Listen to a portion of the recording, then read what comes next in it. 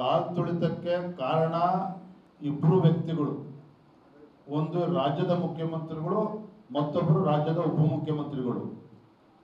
ಕಾಲ್ ತುಳಿತಕ್ಕೆ ಕಾರಣರು ಪೊಲೀಸ್ ಅಧಿಕಾರಿಗಳಲ್ಲ. ಮೊನ್ನೆ ಏನು ರಾಜ್ಯದ ಹಿರಿಯ ಪೊಲೀಸ್ ಅಧಿಕಾರಿಗಳನ್ನ ಸಸ್ಪೆಂಡ್ ಮಾಡ್ತಕ್ಕಂಥ ಕೆಲಸ ರಾಜ್ಯದ ಮುಖ್ಯಮಂತ್ರಿಗಳು ಅವಿವೇಕತನದಿಂದ ನಡ್ಕೊಂಡಿದ್ದಾರೆ. ಅದು ಅಕ್ಷಮ್ಯ ಅಪರಾಧ.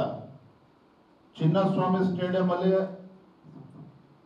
ಮೆರವಣಿಗೆ ಕಾರ್ಯಕ್ರಮ ಮಾಡಬೇಕು ಅಂದಾಗಲೂ ಸಹ ಅಲ್ಲಿರ್ತಕ್ಕಂಥ ಪೊಲೀಸ್ ಠಾಣೆ ಮಾಡೋದಕ್ಕೆ ಸಾಧ್ಯ ಇಲ್ಲ, ತರಾತುರಿಯಲ್ಲಿ ಮಾಡೋದಕ್ಕೆ ಸಾಧ್ಯ ಇಲ್ಲ, ವ್ಯವಸ್ಥೆ ಮಾಡೋದಕ್ಕೆ ನಮ್ಗೆ ಆಗೋದಿಲ್ಲ ಅಂತೇಳಿ ಲಿಖಿತವಾಗಿ ಪೊಲೀಸ್ ಇಲಾಖೆ ಕೊಟ್ಟಿದ್ದಾರೆ.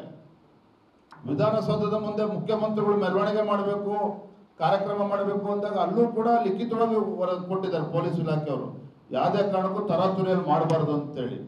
ಆದರೆ ಈ ರಾಜ್ಯದ ಮುಖ್ಯಮಂತ್ರಿಗಳು ಉಪಮುಖ್ಯಮಂತ್ರಿಗಳ ಮಧ್ಯೆ ಇದ್ದಂಥ ಪೈಪೋಟಿ, RCB ಗೆಲುವಿನಲ್ಲಿ ಪುಕ್ಕಟೆ ಪ್ರಚಾರವನ್ನು ತೆಗೆದುಕೊಳ್ಬೇಕು ಅಂತೇಳಿ ಮುಖ್ಯಮಂತ್ರಿಗಳು, ನಾನು ತೆಗೆದುಕೊಳ್ಬೇಕು, ನಾ ರಾಜ್ಯದ ಉಪಮುಖ್ಯಮಂತ್ರಿ ಅಂತೇಳಿ ಇವ್ರ ಮಧ್ಯೆ ಪೈಪೋಟಿ ನಡೀತು.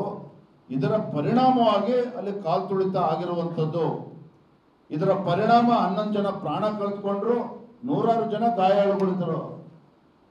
ಹಾಗಾಗಿ ರಾಜ್ಯ ಸರ್ಕಾರವೇ ನೇರ ಹೊಣೆ. ಇದರಲ್ಲಿ ಮುಖ್ಯಮಂತ್ರಿಗಳು ಉಪಮುಖ್ಯಮಂತ್ರಿಗಳ ಅವಿವೇಕತನದ ನಿರ್ಧಾರ ಅವತ್ತೇನು ತೆಗೆದುಕೊಂಡ್ರು, ಅದರ ಪರಿಣಾಮನೇ ಮುಖ್ಯಮಂತ್ರಿ ಟ್ವೀಟೇ ಮಾಡಿದ್ರು, ಬನ್ನಿ ಎಲ್ಲರೂ ಬನ್ನಿ ಸಂಭ್ರಮ ಆಚರಣೆಯಲ್ಲಿ ಪಾಲ್ಗೊಳ್ಳಿ. ಸೊ ಹಾಗಾಗಿ ನಾನು ಪ್ರಾಮಾಣಿಕವಾಗಿ ಹೇಳ್ತಾ ಇದ್ದೇನೆ, ಬೆಂಗಳೂರು ಮಹಾನಗರದಲ್ಲಿ ನಡೆದಂಥ RCB ಆ ವಿಕ್ಟ್ರಿ ಸೆಲೆಬ್ರೇಷನ್ ಅಲ್ಲಿ ಏನು ಕಾಲ್ ತುಳಿತ ಆಗಿದೆ, ರಾಜಕೀಯವಾಗಿ ಆರೋಪ ಮಾಡ್ತಲ್ಲ, ನೇರವಾಗಿ ಮುಖ್ಯಮಂತ್ರಿಗಳು ಉಪಮುಖ್ಯಮಂತ್ರಿಗಳೇ ಹೊಣೆಗಾರಿದ್ರಲ್ಲಿ. ಆದ್ರೆ ಅಮಾಯಕ ಅಧಿಕಾರಿಗಳನ್ನ ಬಲಿ ಕೊಡ್ತಕ್ಕಂಥ ಕೆಲಸ ರಾಜ್ಯದ ಮುಖ್ಯಮಂತ್ರಿಗಳು ಮಾಡಿದ್ದಾರೆ. ಹಾಗಾಗಿ ಅಲ್ಲಿರ್ತಕ್ಕಂಥ ಘಟನೆಗೂ ಅಹಮದಾಬಾದ್ ಘಟನೆಗೂ ತುಲನೆ ಮಾಡ್ತಕ್ಕಂಥದ್ದು ಸರಿಯಲ್ಲ.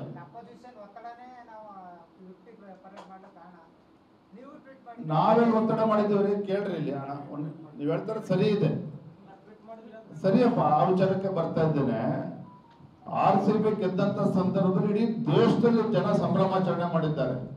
ನಮ್ಮ ರಾಜ್ಯದಲ್ಲೂ ಕೂಡ ಎಲ್ಲಾ ನಗರದಲ್ಲಿ ಎಲ್ಲ ಹಳ್ಳಿಗಳಲ್ಲೂ ಕೂಡ ಸಂಭ್ರಮಾಚರಣೆ ಮಾಡಿದ್ದಾರೆ.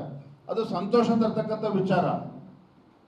ಜನರ ಭಾವನೆಗೆ ಸ್ಪಂದನೆ ಮಾಡುವಂಥದ್ದು ನಾವು ಕೂಡ ಮಾಡಿದ್ದೇವೆ. ಆದ್ರೆ ರಾಜ್ಯ ಸರ್ಕಾರ ಅದನ್ನು ಮೆರವಣಿಗೆ ಮಾಡ್ತಕ್ಕಂಥ ಅವಶ್ಯಕತೆ, ಅದು ವಿಧಾನಸೌಧದ ಮುಂದೆ ಕಾರ್ಯಕ್ರಮ ಮಾಡೋ ಅವಶ್ಯಕತೆ ಇರಲಿಲ್ಲ. ವಿಧಾನಸೌಧ ಆಗಲಿ, ವಿಧಾನಸೌಧ ಒಂದು ಅದು ಅದರದ್ದೇ ಆದಂಥ ಒಂದು ಇತಿಹಾಸ ಇದೆ. RCB ವಿಕ್ಟ್ರಿ ಸೆಲೆಬ್ರೇಷನ್ ಮಾಡೋದು ಬೇರೆ, ಸಾಮಾನ್ಯ ಜನರು ಸೆಲೆಬ್ರೇಷನ್ ಮಾಡ್ತಕ್ಕಂಥದ್ದು ಬೇರೆ. ಆದ್ರೆ ಸರ್ಕಾರವೇ ಹೊಣೆ ಹೊತ್ಕೊಂಡು ವಿಧಾನಸೌಧ ಮುಂದೆ ಸೆಲೆಬ್ರೇಷನ್ ಮಾಡ್ತಕ್ಕಂಥದ್ದು ಬೇರೆ.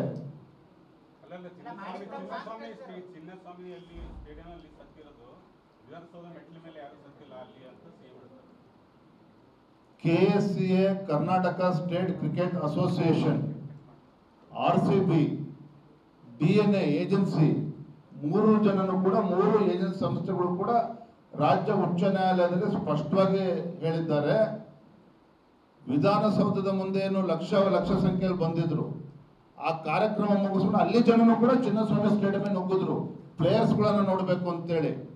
ವಿಧಾನಸೌಧದ ಮುಂದೆ ಆಟಗಾರ ನೋಡಕ್ ಅವಕಾಶ RCB ಫ್ಯಾನ್ಗಳು ಸಿಗಲೇ ಇಲ್ಲ ಅಂದೆ. ಯಾಕೆಂದ್ರೆ ಪಾಪ ಎಲ್ಲ ಮಂತ್ರಿಗಳು, ಮುಖ್ಯಮಂತ್ರಿಗಳು ಅವರ ಕುಟುಂಬದ ಸದಸ್ಯರು ಮುತ್ಕೊಂಡು ಸೆಲ್ಫಿಗಳು ನೋಡಿಕೊಂಡು, ಹಾಗಾಗಿ ಜನರು ಆಕ್ರೋಶಭರಿತರಾಗಿ ಅಲ್ಲಿ ಅವಕಾಶ ಸಿಗಲಿಲ್ಲ ಅಂತೇಳಿ ಎಲ್ಲ ಕೂಡ ಚಿನ್ನಸ್ವಾಮಿ ಸ್ಟೇಡಿಯಂ ನುಗ್ಗಿದ್ದಾರೆ ಅನ್ನೋದನ್ನ ಹೈಕೋರ್ಟ್ ಅಲ್ಲೂ ಕೂಡ ಅದನ್ನ ಉಲ್ಲೇಖ ಮಾಡಿದ್ದಾರೆ. ಹಾಗಾಗಿ ಮುಖ್ಯಮಂತ್ರಿಗಳ ಹೇಳಿಕೆನೆ ಬಹಳ ಅಂದ್ರೆ ಪ್ರಬುದ್ಧತೆಯಿಂದ ನೀಡಿಲ್ಲ ಅವರ ಹೇಳಿಕೆಯನ್ನ. ಅಂದ್ರೆ ಮುಖ್ಯಮಂತ್ರಿಗಳು ಹೇಳ್ತಾರೆ ವಿಧಾನಸೌಧ ಮುಂದೆ ಎಲ್ಲ ಸರಿ ಹೋಗಿದೆ, ಚಿನ್ನಸ್ವಾಮಿ ಮುಂದೆ ನನಗೆ ಸಂಬಂಧ ಇಲ್ಲ ಅಂತ ಹೇಳಿದ್ರೆ, ಎಲ್ಲ DK ಶಿವಕುಮಾರ್ ಅವರಿಗೆ ಹೊಣೆಗಾರಿಕೆನ ಹಾಕಿದ್ರು ಅಷ್ಟೇ. ಅವ್ರು ತಪ್ಪಿಸ್ಕೊಳ್ತಕ್ಕಂಥ ಕೆಲಸ ಮಾಡಿದ್ದಾರೆ.